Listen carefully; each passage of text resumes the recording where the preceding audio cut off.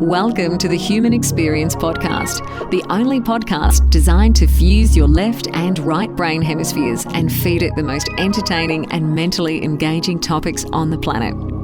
As we approach our ascent, please make sure your frontal, temporal and occipital lobes are in their full upright position. As you take your seat of consciousness, relax your senses and allow us to take you on a journey. We are the Intimate Strangers. Thank you for listening. Welcome to the Human Experience Live show. We have an incredibly entertaining show for you, planned for you guys today. So sit back, grab a drink, enjoy this conversation. My guest for today is Mr. Norman Ohler. Norman Ohler is a journalist, novelist, and screenwriter. His articles have been printed in many high-level publications. Today, we're going to be covering his first nonfiction book titled Blitzed, Drugs in the Third Reich, a book that looks at how methamphetamine was utilized by the Nazi war machine. His book has since gone international bestseller and has been translated into over 25 different languages. Norman, it's a pleasure, sir. Welcome to HXP. Thank you for having me. It's good to be on your show. Yeah, thanks so much for making the time for this. It's pretty late for you over there. You're based in Berlin, isn't that right? Yeah, it's midnight here in Berlin. There's a rain shower coming down because it was a very hot day. So I think everyone in the city is still awake because it's just been too warm, and it's actually the shortest night of the year tonight. Huh. Okay, I mean that sets the stage for sure. Why don't you paint a little picture about your background? You know, get us started into how you decided to write this book as well, please. I always wanted to write something about those dark Nazi times because it's the most fascinating period in our history. Well, at least in our German history.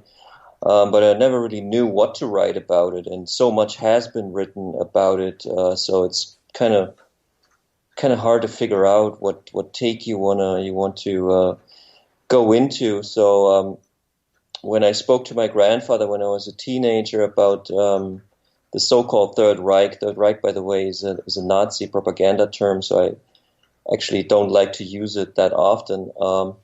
When I first spoke to him about it, asking him what his role was, and heard stories of a country that was ruled by an orderly leader and a system that was very disciplined, and Nazi myths like that he was still transporting in the late 80s, I thought that really at one point I want to have a closer look at this. But as I said before, I didn't really know what I should examine until about, when was that? Like longer ago, 9 years ago, a friend of mine told me that the Nazis used all these drugs, and that was completely contrary to what my grandfather has always told me. He would, if you listen to his stories, and then you hear my friend saying the Nazis used all these drugs, it didn't match up. So I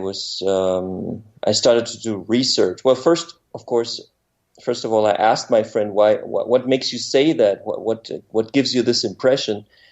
And my friend who told me this, he's a DJ in Berlin, and he's quite knowledgeable about drugs and also about Nazi Germany. He's interested in history, but how would he make the connection that there had been a lot of drug use? And he told me this very unusual story. He said that a friend of his, an antique dealer in Berlin, had found an old medicine cabinet in an old East Berlin apartment, which had a couple of packages of medicine called Pervitin inside. Mm-hmm. And this friend of my friend, he swallowed some of these pills and said that they still had a very potent effect on him. So this kind of curious story that there was a medicine called Pervitin, and that these pills, even though they were 70 years old, were still having a stimulating effect. That kind of got me interested, and then I researched what was the content of Pervitin, and then it got really interesting because the content of Pervitin is methamphetamine. So I had to conclude that methamphetamine had been used in Nazi Germany in normal medicines that were being sold, apparently legally sold, and that got my research started. Okay, and I mean, you started. I mean, in the opening pages of your book, you went and visited the Temmler factory, right? Yeah, Temmler was the manufacturer of methamphetamine. It was at the time medium-sized pharmaceutical company in Germany that actually became a large pharmaceutical company in Germany because methamphetamine was such a successful product. When they started out with developing methamphetamine, they had no idea actually what it really was. They just realized that if you take it, you feel somehow energized. And to be energized was the big buzzword of those times. I guess just like it is today. I mean, we all need as much energy as we can the whole day in order to perform at our best. So this was already true in Nazi Germany. So Temmler created or paid for a huge advertisement campaign. They thought methamphetamine could become as popular as Coca-Cola, which was the number one drink in Nazi Germany. Not only because it was brown, which was the color of the Nazis, but also because it gave you like an extra little boost. So Temmler thought with methamphetamine you got a much bigger boost. So they advertised it across the board, and it did become a big success to the company. In 1938, it came on the market, and it quickly flooded Nazi Germany. So in Nazi Germany, methamphetamine was a legal, very popular product. So this is a very unusual situation, I thought. So Pervitin was the brand name? What was the active ingredient in Pervitin? Methamphetamine. Oh, okay. And I mean, if we take a step a little bit back, I mean, was this available over the counter without a prescription? Yes, it was. When the Nazis took power in 1933, one of the first things they did was to outlaw all drugs. They posed as the first anti-drug government in Europe, claiming that the Jews in Germany, the minority of the Jews, they were all into drugs, and this is poisoning the German people. So they kind of used anti-drug policy as a policy to outlaw or to criminalize Jews and other people that they didn't like.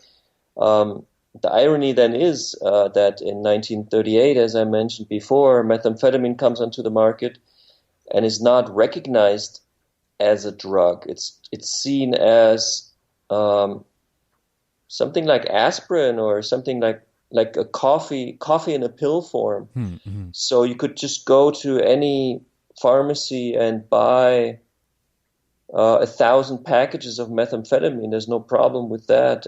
Children could buy it. No one thought it should be regulated. So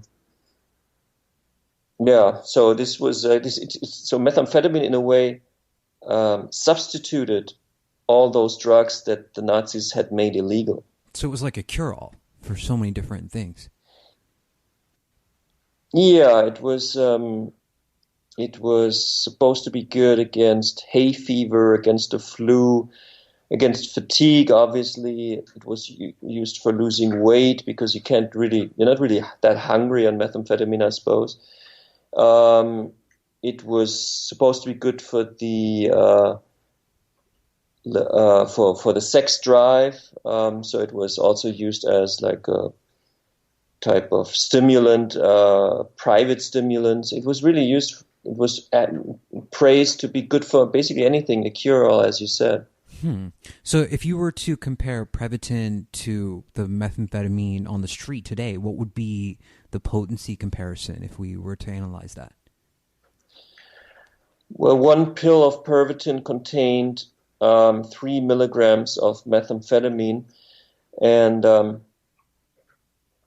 methamphetamine. So it was used orally, and it was produced by Temmler under, I suppose, very good conditions. It was a professional pharmaceutical company making very pure methamphetamine. So that's very different from the street crystal meth that is cooked in I don't know, trailer parks or wherever it's cooked, or slums in the Czech Republic. If we talk about Europe, I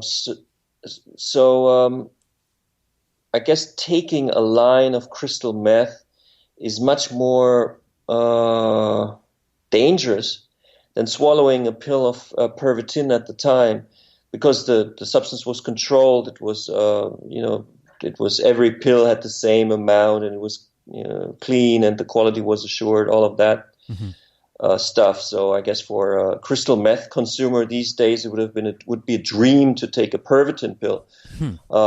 Of course, Pervitin, methamphetamine, was addictive at the time, just like it is today. So it was a very dangerous pill. But this was not realized for quite some time. So for a few years, Pervitin was on the market, and people became addicted without really knowing it. I mean, they appreciated the product and they took more and more, but people weren't so aware of the problem of addiction. I mean, addiction was connected to morphine and cocaine, but if people used Pervitin, they never thought that would also create an addiction. That changed a little bit later during the so-called Third Reich. It's really fascinating to go over the history of when this drug was sort of invented and was available so readily. Who was Professor Rank? He was sort of the driving force of getting the German army to make use of Pervitin specifically. What role did Professor Rank play in this process? Well, Rank, pronounced Ranke in German, but we can call him Rank. That's fine. Rank was the professor of physiology employed by the German Wehrmacht. Wehrmacht is the German army at the time. His job was to find ways to improve the performance of the German soldier. So he was responsible for making suggestions such as, should the soldiers eat white bread or brown bread, or what kind of cloth should their uniform be made of when they fight in tropical climate. So he was concerned with all kinds of things, and one of his main interests was to combat fatigue, because he said, and he wrote about it even before he discovered Pervitin, he wrote that a tired soldier is not a good soldier, because a tired soldier doesn't shoot accurately anymore and is not good in combat. And unfortunately, human beings do get tired in the evening or after a lot of hours of daytime. We humans do get tired. So he thought, wouldn't it be great to find a way to make a soldier combat ready for like 24 hours? And then when Pervitin came on the market, and people talked about it, and probably some friends of his talked about it, or he saw an ad by the Temmler company in the subway car in Berlin, or it's not clear how he first heard about Pervitin, but Pervitin was very known in 1938 in Germany. There was even chocolate on the market that was laced with methamphetamine. So he knew about it, and he then started doing some research, and there were some universities in Germany that had done research on methamphetamine, and some of these papers that had been written on methamphetamine had included the fact that methamphetamine makes you less tired. So Rank became very interested in methamphetamine and did tests among young medical officers in his institute, and concluded after he'd done these tests with these young students, giving them either methamphetamine, caffeine, or placebos, he found out that the people on meth were actually able to stay awake longer, and he was thrilled with those results. And he suggested this to his superiors. He said, we have to use this. This will give us an advantage over our enemies, because at the time no one had thought about using something like methamphetamine to keep a soldier from sleeping. I mean, that was in a way a genius idea that he had. So he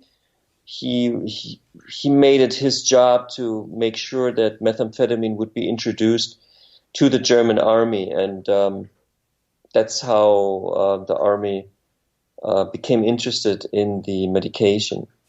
Okay, so fast forwarding a little bit, in April 1940, the World War II kicks off in 1938 or so, right? World War II starts September 1st, 1939. Germany attacking Poland. And in April 1940, the stimulant decree was issued. So that was sent out to all the medical doctors in the army, advising them on how to use methamphetamine.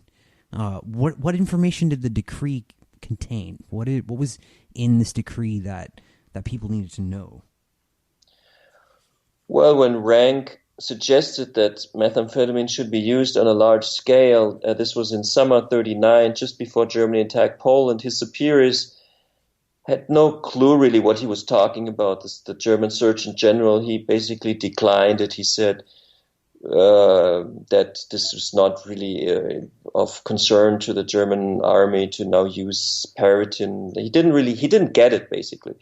And then when Germany attacked Poland, Ranke wrote to all the medical officers in the field, asking them to report back to him their experiences with Pervitin, because he knew that many medical officers brought Pervitin on a private basis. They just bought it from pharmacies and distributed it, but there was no regulation. And for Ranke, that was in a way a nightmare, because he knew that methamphetamine is a strong drug, and to have millions of soldiers out there in the field fighting, a lot of them using a very strong drug without any regulation, for him that was a very risky thing. So before Germany attacked France, he again made the point, and he said, we have to regulate this, and we have to actually stimulate the consumption of methamphetamine. And this had to do with the strategy that Germany was applying in their attack on the Western Allies, in their attack on Belgium, the Netherlands, and France, which started in May 1940, because that attack was the real. It was the blueprint for the so-called Blitzkrieg. Blitzkrieg is a German invention which translated means speed war. So the idea is to overrun the enemy within a short period of time. In the first couple of days, you advance so quickly into enemy territory that the enemy forces are overwhelmed and are beaten within the span of, like, let's say, a week or two. Mm-hmm. That was the plan that they implied in France, and they wanted to go through the Ardennes Mountains, which is a mountainous terrain in Belgium that the French and the British didn't really defend, because they thought no army could go through this very difficult terrain, especially not with tanks. Because you have to move very slowly and you have to rest at night, and it would be, for an army, it would be very dangerous to go through that terrain. But this was exactly what the Germans did, and with the help of methamphetamine, they didn't have to rest at night, so they were able to race through those mountains within 3 days and 3 nights without stopping, reaching France within those 3 days and 3 nights, while the British and French allies were still in the north of Belgium, expecting the attack of Germany to come from there. So the Germans completely surprised the West, and they were only able to do that because they were taking 35 million dosages of methamphetamine. Mm-hmm. So their whole advancing army did not need to sleep for several days and nights. So Ranke was envisioning that. He said, because the plan had already been laid out in February. In February, Hitler had decided, we will go through the Ardennes Mountains. Our soldiers will not sleep, because they're German superheroes who don't need to sleep. the generals all said, well, they have to sleep. They're just human beings. Mm-hmm. And then Ranke's hour kind of came, because he said, well, I have something that can turn them into those superhumans that don't need to sleep. So he wrote down the what you mentioned, the stimulant degree, which is a 2-page paper. It's the first paper in in military history that describes how a whole army should use a very powerful synthetic stimulant, in this case methamphetamine. It describes to the medical officers what is methamphetamine, namely a stimulant that keeps you from sleeping, that keeps you awake, mm-hmm. and then describes also some other effects that happen on methamphetamine. For example, that you become more aggressive, that you lose some of your fear, some of your inhibitions. So it kind of explains to the medical officers what methamphetamine is and how much they should give out. They should start with a pill, then they should give the next pill after 6 hours, and they should give the next pill after another 6 hours. So this was 3 pills in a span of 12 hours, which is 9 milligrams of pure methamphetamine, which is quite a lot, and certainly enough to make a soldier aggressive and functioning and well, make the whole war machine well oiled. Okay, so I mean, different branches of the military were taking different amounts, right? I mean, how many total dosages would you say went out? Did you say millions of dosages of this drug went out? Well, there's a paper in the military archives of Germany which give the exact number of pills that were ordered by the Wehrmacht from the Temmler Company, and these are 35 million dosages just for this Western campaign. There are no records of how many pills of those 35 million were actually taken. I assume that most of them were taken because there's lots of reports of how the drug was distributed. So it's pretty clear that the pills were distributed to the tank troops, especially because the German strategy was to use the tanks as the leading weapon in the attack, which was a very unusual tactic. Usually the tanks would stay behind, the infantry would race forward, and the artillery would fight, and then the tanks would kind of come from the back. But the Germans kind of reversed that lineup and said, we're going to use the tanks kind of as race cars. They should race into enemy territory as fast as they could and as far as they could. And tanks actually are quite fast machines. So that's what the Germans did, so the tank troops basically were all methed up, and in fact didn't stop racing until they had reached the Atlantic. So when they had, after 3 days and 3 nights, reached the French border town of Sedan, they should have stopped. This was Hitler's plan. We get there and then we stop and we regroup and then we see how the battle continues. But they were so hopped up that they just continued to race forward through the whole country of France until they reached the Atlantic. They basically couldn't stop anymore. They were just fighting and conquering. Jeez. And they were an unstoppable force. And the first rumors of the unbeatable Wehrmacht made their rounds. The French became really scared. They basically gave up very quickly. The Belgian forces gave up. The Dutch forces gave up. Nothing could stand in the way of those crazy German war machine that was fueled with drugs, but also that had a brilliant strategy. So you cannot say that it was just the drugs that made the German victory in the West. It was the drugs combined with the strategy, with the extremely good training of the soldiers, with the Luftwaffe coordinating their attacks with the tanks on the ground. Mm-hmm. So the overall package was very effective. But the drug methamphetamine played a crucial role in this setup. Okay, I mean, a question just popped up in our chat box. I think it's relevant here. Did the soldiers have a crash after they took all this stimulant to march for 3 days? And any health effects for them? Well, one of the most famous tank generals, his name is Guderian. He had the idea of this campaign through the Ardennes Mountains together with Rommel and von Manstein. These three kind of unconventional tank generals suggested that to Hitler. And Guderian, after France was taken, said to his men on record, he said, quote, "I have asked you to stay awake for 3 days and 3 nights. You managed to do so for 17 days and 17 nights. This is of course a crazy number. Even on methamphetamine, I think it's impossible to stay awake for such a long time. Mm-hmm. But I think they did stay awake for a very long time and then had short breaks of rest and sleep. And then again, they would go for a very long period of time. So that's what Guderian means with these 17 days and 17 nights, where basically they had hardly any pause. So it is, of course, no surprise that after those few weeks, they did crash. They came down big time.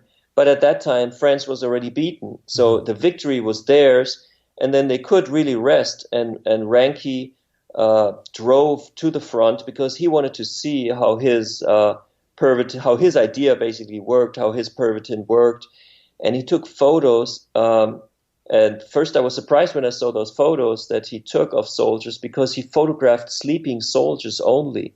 Mm-hmm. So all the photos he took in France were of sleeping German soldiers. So they were just sleeping then for days and nights. They just had to kind of regain their energy by sleeping. But this was not a problem because France was already beaten. So you can see that Pervitin really works in a blitzkrieg, in a war that only lasts for like 2-3 weeks. There were some casualties on top of just sleeping. Some officers died, but only like a handful. So methamphetamine increases your heart. Your heart starts racing. So some officers actually had heart attacks and died, but really not many. And Ranke reported this, and the army said, "Well, this is unfortunate, obviously, but it's just a few men. So this is nothing compared to the overall, glorious victory we have just achieved. We have to take these casualties into account." And I mean, when we're talking about methamphetamine, what effect is it having on the brain when you're taking it? Methamphetamine lets your brain release a lot more neurotransmitters than the brain usually releases. Or you could say, in a situation of extreme danger, your brain will release everything it has to put you on the highest alert it can put you. If you're attacked, if you walk through the woods and a bear attacks you, this is a methamphetamine moment in a way. Without taking methamphetamine, you're fully there trying to figure out, how can I get out of the situation, or how can I beat the bear, or how can I run away? Mm-hmm. And if you take methamphetamine, even if you sit in a chair at home, it kind of simulates a similar situation. So methamphetamine it kind of energizes you, but for a high cost, obviously, because after a while you have to replenish, you have to take a rest, your brain has to replenish those neurotransmitters. It has to refill, basically. Sure. So it doesn't really make sense to take methamphetamine sitting in a chair doing nothing and be totally overexcited. But it does make sense for a fighting soldier. Mm-hmm. And that's why the Nazis were the first army in the world to take methamphetamine. But in a way, they set the example. Other armies have very carefully studied what the Germans did and have found their own stimulants to supply to their soldiers in order to also make them more combat ready. But the Germans really were the first army to do so, and for the first 2 years of World War II, they were the only ones, because it took the Allies a while to realize what's going on here.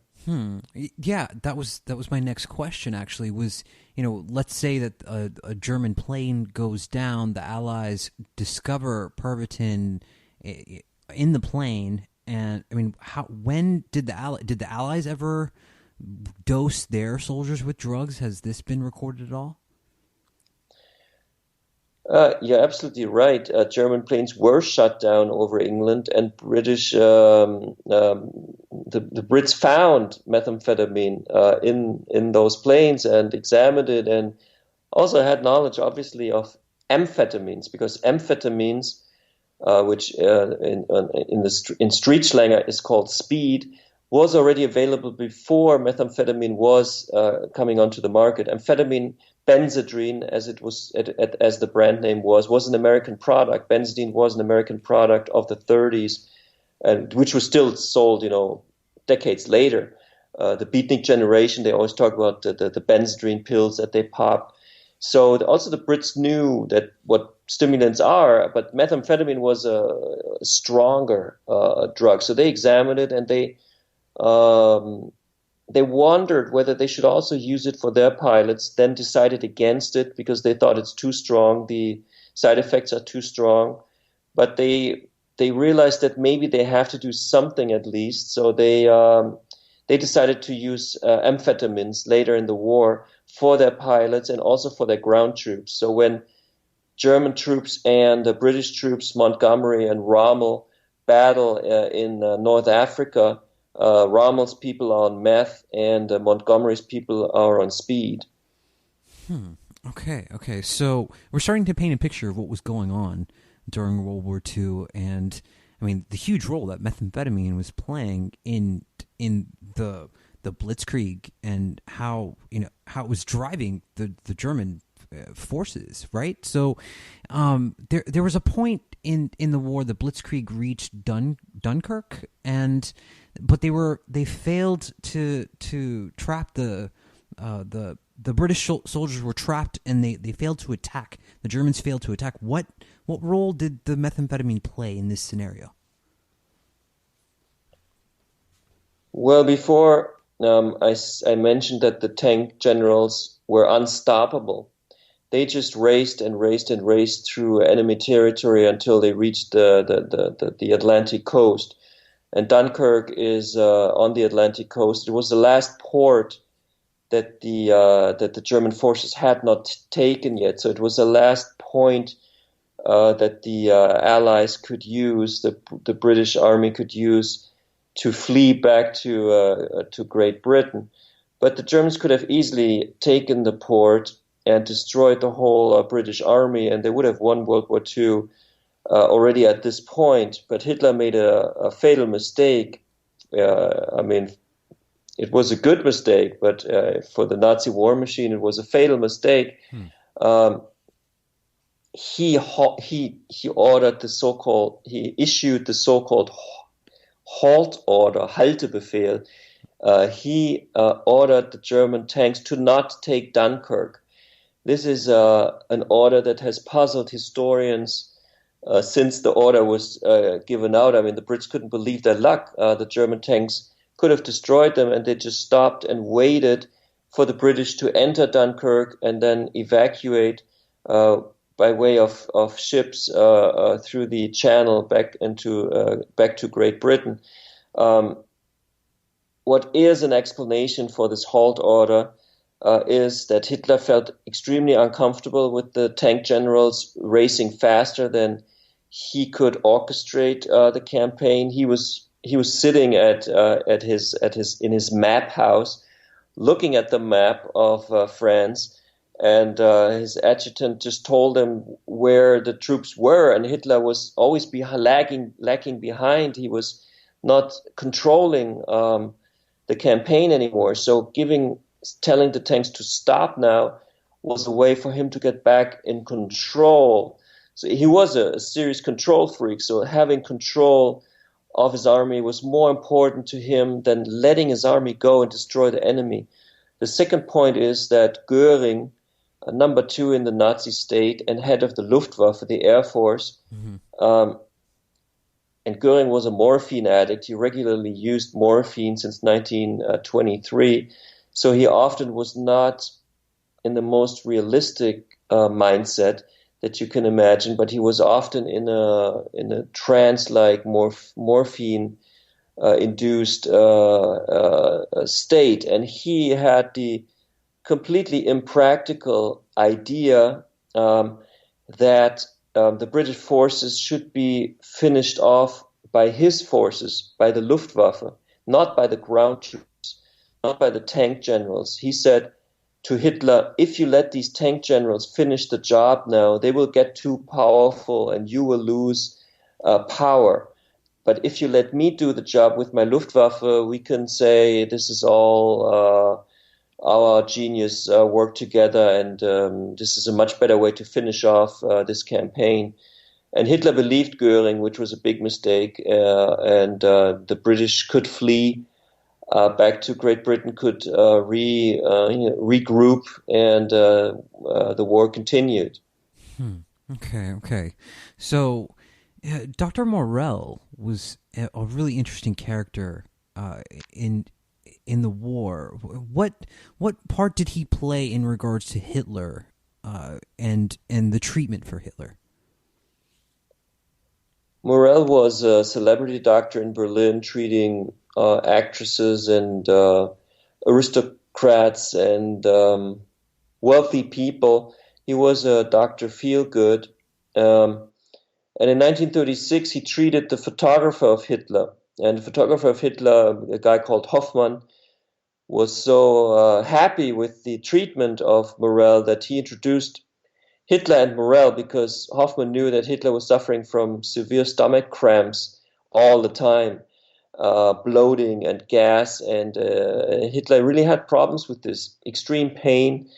And Morell was able to cure that very quickly, because Morell was very liberal with applying a drug called Eukodal. The main ingredient in Eukodal is oxycodone. It's an opioid that Morell was very liberally applying. And if you have stomach cramps and you inject oxycodone, those cramps immediately go. You don't have that problem anymore. And Hitler immediately was cured of his severe pain and made Morell his personal physician. This was in 1936. So from 1936 to 1945, Morell was the personal physician of Hitler and basically didn't leave his side anymore. Stayed with him every day, gave him injections every day. And this very much changed the way or the character and personality of Hitler, who had always been very proud to be a teetotaler, an abstinent person that didn't even drink coffee, no alcohol, vegetarian, a total health freak. But this changed in a big way when Morell became his personal physician. So the first thing that Dr. Morell treated Hitler for was his cough, right? And were there other things that Dr. Morell was treating Hitler for? Well, Morell usually didn't treat people for any diseases. Morell treated people so they would feel better, because if you inject oxycodone in a very high dosage, it's stronger than heroin. You have an extremely strong high. So Hitler experienced this high and wanted to repeat this high because he liked it, and he became addicted to opioids. So Morell didn't really treat him against any diseases except the bloating and the stomach problems. But what really happened is that Hitler became dependent on those daily injections by his personal physician. There was this video that I saw, I think it was on Twitter or something, where Hitler is at the Olympics, I think, and he's rocking in his chair really quickly. I mean, was Hitler on Pervitin as well? Was he on methamphetamine as well? It's not clear whether he was on methamphetamine as well. Morell took notes every day, and his notes are all kept in the Federal Archives in Germany. And to study these notes is actually a big task, because there are lots of notes, and they're complicated, and but they can be deciphered. And I spent a lot of time with these notes, and only in one occasion does Morell write down that he gives Hitler methamphetamine, that he actually injects Hitler with methamphetamine, which is quite strong, to get injected with pure methamphetamine. But he only does this one time, or he only writes this one time. But what he does do is Morell develops a medicine that he produces himself. He has a pharmaceutical company himself, and he produces a medicine called Vitamultin, which is a supplement, you could say, of several vitamins. So he kind of invented the vitamin supplement. This was his idea. He said, if you take this every day, you won't be sick at all, and it's good for you. And this Vitamultin that he developed a special form of this Vitamultin for Hitler. It was always wrapped in gold and foil, and Hitler received one of these supplements each day with lunch. So whenever he ate lunch, there was a Vitamultin next to his plate. And there's one report of an SS doctor that gets a hold of one of these golden wrapped Vitamultin and lets them has them examined in a lab, and the lab result shows that these Vitamultin supplements contained methamphetamine. But I did not see this lab report because, unfortunately, or I don't know if it's unfortunate, the fact is that the SS doctor lost this report. So we cannot really be sure if methamphetamine really was included in Vitamultin, but it's possible. I would say it's probable, but as a historian or as a researcher, I cannot say that it's guaranteed that he used methamphetamine as well. It's guaranteed that he used lots of drugs, especially opioids, which also make you euphoric if you take them in high dosages intravenously. He also took quite a bit of cocaine. Whether he did take methamphetamine, as I just said, is unclear. Okay, so other than cocaine and unsure about methamphetamine and the opioid Eucadol, what else was he taking then? Well, I mean, cocaine and heavy opioids is already quite a lot, sure.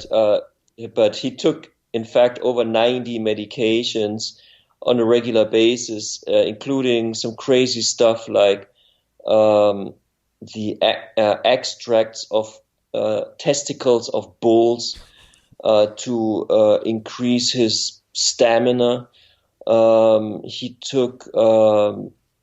He really liked pig's liver extract, which in a way doesn't make him a vegetarian anymore. He actually uses a lot of hormones that are harvested from slaughtered animals. At the time, I mean, it sounds crazy, but at the time, people did believe that animal hormones, and probably still people believe that today, eating things like liver, like it's kind of old school to eat liver, but people eat liver because people say it's full of nutrients, and it probably is. But to get like a liver extract injected into your veins is somewhat, I consider this crazy. Sure. But Morell did this so Hitler received a lot of steroids, hormone preparations. His drug cocktail is completely insane, and is the absolute opposite of being an abstinent person, which was the very image that he tried to portray the whole time to the world, especially to the German people. What was the bunker mentality that Hitler had? And do you think the drugs that he was on affected his reasoning and the reason that the bunker mentality happened or existed for him? Well, his thinking in a way never changes. Hitler is a racist criminal already when he's already in the 20s, when he writes his hateful book Mein Kampf, which is a racist book which already outlines his policies. And I do not think, or at least there are no records that at this time he was using drugs to come up with these ideas. So we cannot really say that drugs form his racist look on the world. But we can say that he later on, especially as the war turns very bad for him and for Germany, he uses lots of euphoric making stimulants, especially the opioids, in order to keep his confidence. There's a few notes by Morell, very typical notes, read like Führer, Führer is leader, that's how the Hitler was called. Führer has to go into very important military briefing about difficult situation on the Eastern Front, needs something to boost his performance for this important meeting. I inject Eukodal 20 milligrams. Führer extremely happy after injection, goes into meeting, comes out of meeting, tells me meeting went really well because of application of the medication. So Hitler used the drugs to kind of keep his way, never question himself, never change his way of thinking. So he uses the drugs to stay narrow-minded in a way. That's why he uses very specific drugs. He doesn't smoke weed in order to kind of have new creative ideas. Hitler certainly didn't do that. Mm-hmm. He takes drugs that kind of keep him on track and keep him functioning. So the drugs do play. They don't change his thinking, but they do play a way in his decision making, because staying on track for Hitler means removing yourself more and more from reality, because reality outside was changing. The war was changing. It was going bad for Germany. Hitler was on the wrong track, but he kept staying on track. That is the bunker mentality. He didn't really look at the world, at the war situation with a clear headset. He didn't rationally discuss with his generals what they should do in 43 and 44, when the Soviet Union was becoming, the Red Army of the Soviet Union was becoming more and more powerful, advancing towards Germany. Hitler just stayed in his bunker. The bunker, his head was the bunker. He just said, yeah, we're never gonna retreat. We're the superhumans. We're gonna win. There's no question about this. Anyone who doubts this will be shot. So this was all bullshit. But this is what he stayed true to, and this led to the final defeat of Germany. So 1945 was when World War II ends. In late 1944, the Allies decided to bomb pharmaceutical factories in Germany. How did this affect Hitler's supply? And what did he have to do because of this? Well, Hitler had become physically addicted to oxycodone, to Eukodal, by the end of 1944. He uses it every other day in the fall of 1944 in a dosage of 20 milligrams injected intravenously. This is a very high dosage, which makes you very high. And it also makes you extremely addicted. So you cannot stop using it. Problem for him was that when the Merck company, a company that's still a big player today, who had the patent on Eukodal and oxycodone at the time, gets destroyed in an air raid by the Royal Air Force in December 1944. Eukodal suddenly is not available anymore to Hitler. I mean, Morell probably had a few, ampules left, but he didn't have a huge supply, because he would always, whenever he needed it, he would go to one pharmacy in Berlin, the Engel Apotheke, and he would get his supplies from that pharmacy. But suddenly this pharmacy couldn't get the supplies anymore from the factory. So this was a problem for Hitler, and Morell tried to combat this problem, solve this problem in the beginning by sending out his aides on motorcycles through bombed out Berlin, racing from one pharmacy to the next, trying to find the last, supplies of oxycodone. But at one point there was just none to be found anymore, which created an awkward situation in the bunker. Hitler, being a junkie by now, not having his fix anymore, the relationship between the two men soured. And in late April 1945, Hitler fired Morell and was very, very angry at Morell. And this was very unusual to fire someone out of the bunker, because Hitler was happy for anyone who would stay with him in the bunker in those last days. But he did fire Morell, kicked him out of the bunker because Morell couldn't supply the drug anymore that he made Hitler addicted to. Oh, wow, it's such a fascinating story. I can see why the book became so popular. I mean, it's highly intriguing, the whole story, hearing about it from the historical perspective.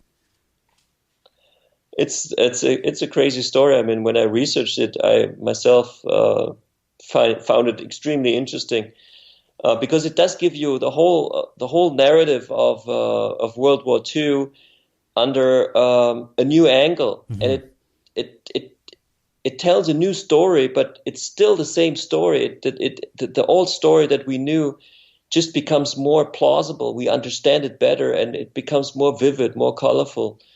That's why I think the book is very successful and is of interest to people all around the world. Yeah. So after the war ended, what happened with Pervitin? It stayed in use for a little while, right? It did. I mean, many soldiers who returned home were still addicted to it or used to it. Temmler still produced it in February 1945. They still produced millions of pills. So when Germany collapsed in May 1945, those pills that were still out there flooded the black market. They were very popular on the black market in Berlin and in other cities. We have the phenomenon that women cleared away all the rubble in the destroyed German cities. They're called rubble women. And these rubble women also used then Pervitin in order to have that boost of energy, because there was not a lot of food at the time. So people, they had just experienced the most horrible war in human history. Their cities had been destroyed. No food, totally difficult, very difficult living conditions. And then they have to really labor hard in order to rebuild the country. So Pervitin was still helpful because it does give you an extra boost, even though if you then, you might completely crash. But without Pervitin, they probably wouldn't have even gotten out of bed anymore. So it was still popular product, and it was actually manufactured in Germany all the way up until 1980.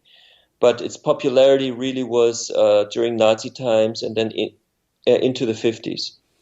What you said about Hitler, it wasn't like he was going out like searching for himself. He wasn't like Hitler was trying to drink ayahuasca or something. He was just focused on his mission, which was conquering the world, right? Yes, the Nazis and Hitler used a lot of drugs, but certain types of drugs they didn't use, and this was the hallucinogenic drugs, the psychedelic drugs, or marijuana. They didn't use those drugs because those drugs they make you more aware of yourself. Sure. And ayahuasca is considered by many people to be a very healthy substance to take because it connects you to your body, to your mind, to your soul. This was not something that Hitler was interested in. Hitler was interested in conquering, killing, very different things. Yeah, the war machine, not in psychedelic experiences. Not at all. Norman, This was a fascinating read, my friend. Where can people find the book? Where can people find more of your work? You can find the book in any bookshop of the United States.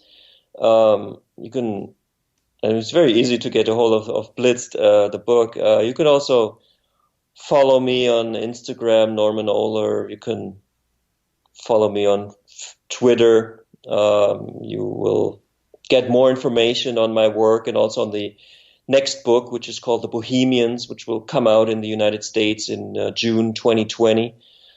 So stay tuned, and as we all should at all times, right? Yeah. Is there a website that people can go to where most of your work is, or just the social media platforms? Yeah, you can go to normanohler.com, and you will find my books and my work and some of the film work that I've done. So that also gives a good impression of my work. normanohler.com. Okay, guys, you heard it here. The book is called Blitzed, Drugs in the Third Reich. My guest, Norman Ohler, written by my guest, Norman Ohler. If you're listening to this on YouTube, make sure you click subscribe, click the little bell so that you get notified when we go live. If you're listening to this in the podcast version, please get over to iTunes, leave us a review. It really helps us reach more people. And one of the biggest compliments that you can give us is by sharing what we do with your friends, family. Thank you guys so much for listening. We're going to get out of here. Got here a little bit late today. So thank you guys so much. You will hear from us next week.